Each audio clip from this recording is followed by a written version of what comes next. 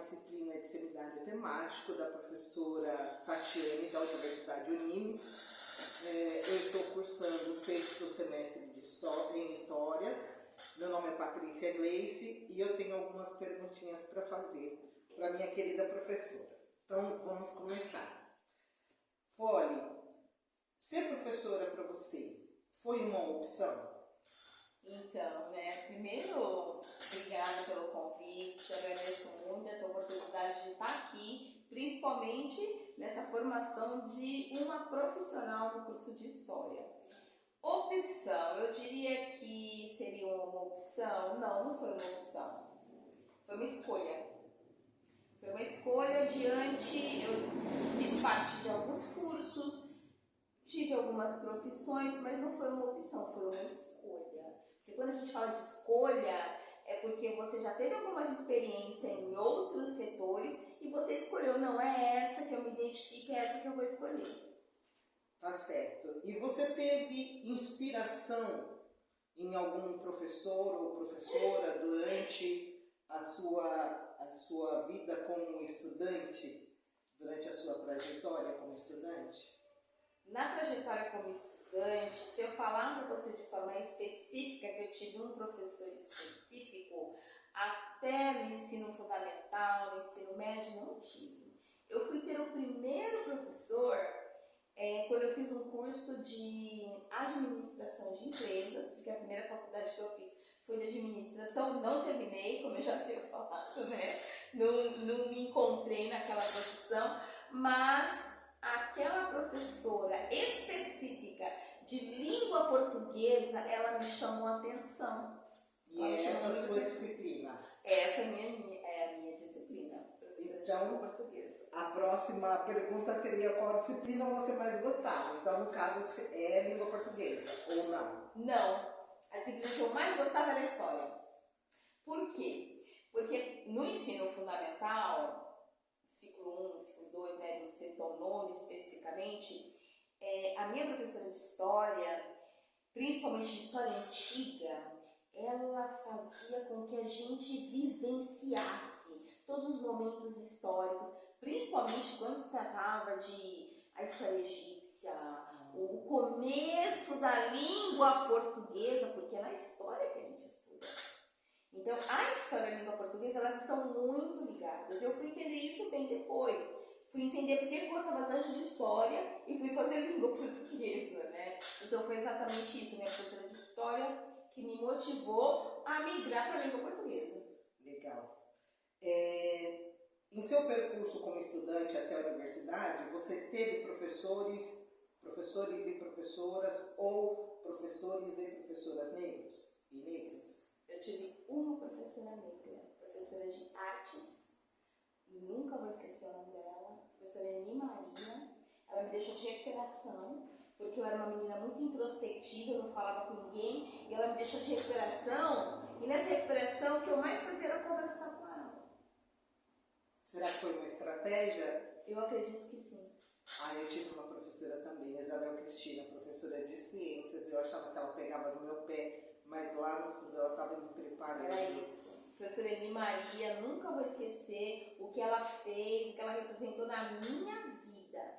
Ela me impulsionou, ela conversava comigo, ela me tirou de uma concha. Foi muito importante para mim ficar. Aquela recuperação para mim foi tudo. Foi tudo aquela recuperação. Ótimo. E isso então fez, que seria a próxima pergunta, se isso fez diferença na sua formação? Fez. A presença de uma professora negra e o trato dela com você.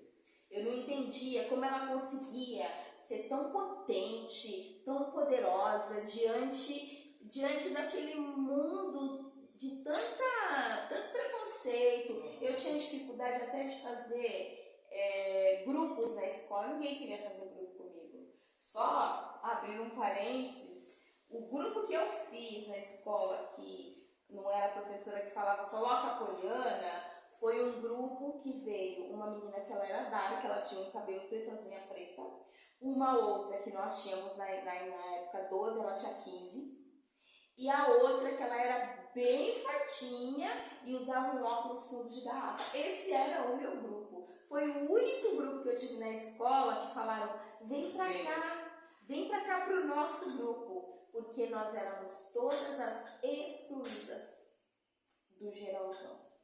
Isso acontece, infelizmente, ainda hoje, isso acontece muito na escola, né? É uma pena. Quem foi a primeira pessoa a ter ensino superior na sua família, Poli?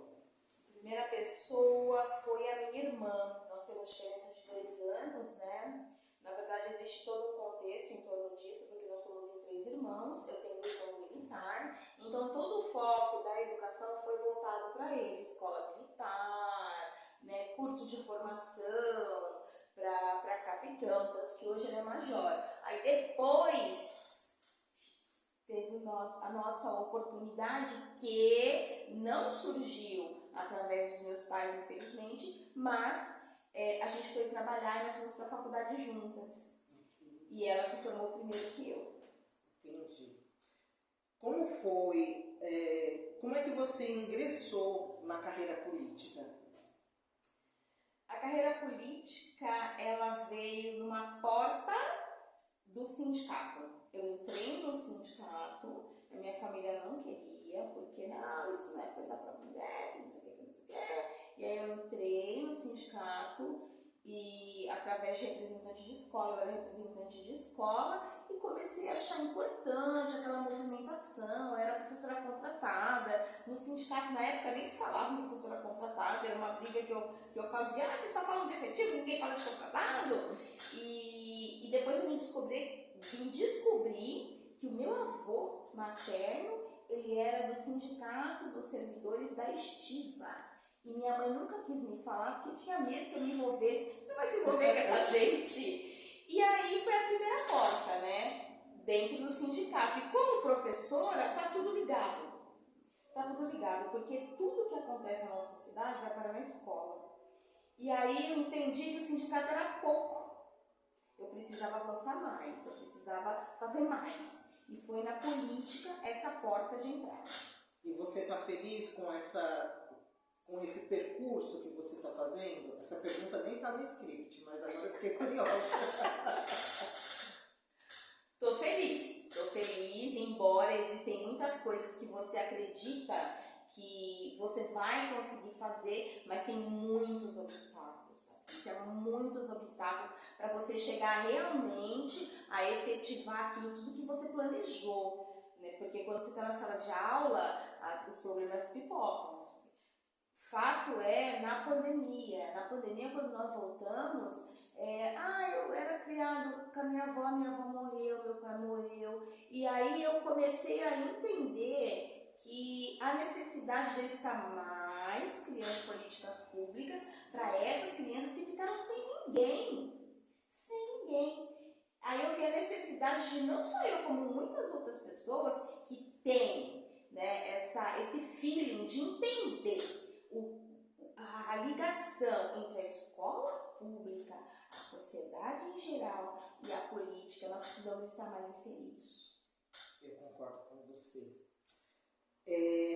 Existem semelhanças, eu acho que você respondeu um pouquinho, mas mesmo assim eu gostaria que isso ficasse bem... Vixe, Maria, me perdi. Mais específico. Mais específico. Muito obrigada. Como é bom ter uma professora do lado, tá vendo? Existem semelhanças em suas atividades como professora e como codeputada? E o que é ser codeputada? Primeiro, semelhanças existem. Como eu já havia mencionado, né? Todos os problemas sociais desembocam na escola. É comida que não tem, por que não tem? Não tem dinheiro para pagar a conta de luz, por que não tem dinheiro para pagar a conta de luz? Então, todos os problemas sociais você sente na escola, porque os alunos eles vêm contar para nós, professores. É uma ligação muito grande entre professor e aluno. Embora a gente bata sempre e fale assim, professor é psicólogo, professor é assistente social, mas é uma coisa assim, natural. Eles vêm contar para nós tudo que está acontecendo. Então, a partir dessas demandas é que eu comecei a elencar as especificidades diretamente da sociedade para tirar política para as pessoas. Então, está tudo muito ligado, né? E o que é ser codeputada? Ser codeputada é participar de um mandato coletivo, onde existe uma porta-voz, que no nosso caso nós temos uma, e tem mais 4 codeputadas, cada uma de um local do estado de São Paulo e cada uma de uma frente. A minha frente é a educação, tem outra que é a questão das religiões de matriz africana, tem outras que é moradia, assistência social, tem a outra que é da saúde. Então, mas só que todas essas pautas precisam conversar. A gente tira a política junto. Quando chega os projetos de lei na LESP, a gente senta, isso é isso, o que vocês acham? Que é importante? Não é importante? O que a gente pode adendar? Podemos fazer emendas, né? No caso são emendas, para esse projeto. Onde esse projeto vai chegar? Por isso que é importante, porque um mandato coletivo, as regiões elas têm vida. Lá na LESP, todo mundo sabe o que acontece no litoral sul de São Paulo. Ou pelo menos eu tento levar um pouco do que acontece, né? Não tudo, mas a gente tenta levar as coisas que acontecem no interior, chega na LESP. Então, o que acontece com a sociedade dentro, né, do nosso estado de São Paulo, que é tão intenso, tão imenso, elas chegam mais na nossa Assembleia Legislativa do estado de São Paulo. Esse é um formato extremamente interessante, né? Muito interessante. Você acha que existe diferenças no feminismo entre mulheres brancas e mulheres não brancas, mulheres brancas e negras? Esse é um debate que a gente percebe que existe uma certa resistência, né, Patrícia? Por quê? Primeiro, o feminismo negro, ele tem um ponto de partida diferente. E a gente precisa considerar isso. Como cita bem a Djamila Ribeiro, né, o feminismo negro é interseccional. O que isso significa? Que a gente não parte apenas de uma pauta de igualdade, né? Não que as mulheres brancas elas partam apenas de uma pauta, tem outras especificidades, mas a mulher preta tem muitas especificidades. Então, o que é ser um interseccional? É todas essas pautas, a pauta do preconceito, a pauta de ser preta, a questão antirracista. Então, quando você fala do feminismo negro, que ele não afasta as mulheres, a gente tem que tirar isso de mente. O feminismo negro só tem um ponto de partida diferente. Enquanto na história as mulheres brancas estavam brigando por igualdade, por emprego, por melhores salários, nós estávamos nas casas delas trabalhando ainda. A gente estava sendo escravizada, a gente estava cuidando dos filhos das mulheres brancas. Então, enquanto as mulheres brancas, historicamente falando, lutavam pelo direito a trabalhar, as mulheres negras já trabalhavam. Né? Esse é um ponto extremamente importante da gente considerar. Né? Que a gente fala do ponto de partida. Esse é o ponto de partida. Então, quando a gente fala do feminismo negro, a gente está falando de um feminismo interseccional, de um feminismo de várias opressões. Então, é um feminismo com muitas opressões. E quando a gente entender isso, a gente vai conseguir ter uma luta mais forte e mais consistente. Mais justa também. Mais justa na questão do feminismo. Entendi. Você consegue incluir em sala de aula e nas políticas, né, no debate político, conteúdos e pautas que são especificamente feministas e antirracistas? Com certeza. Por quê? Na verdade, existe uma certa resistência quando a gente fala de pautas específicas, mas as pautas específicas, elas estão dentro da sociedade. A gente vive as pautas específicas.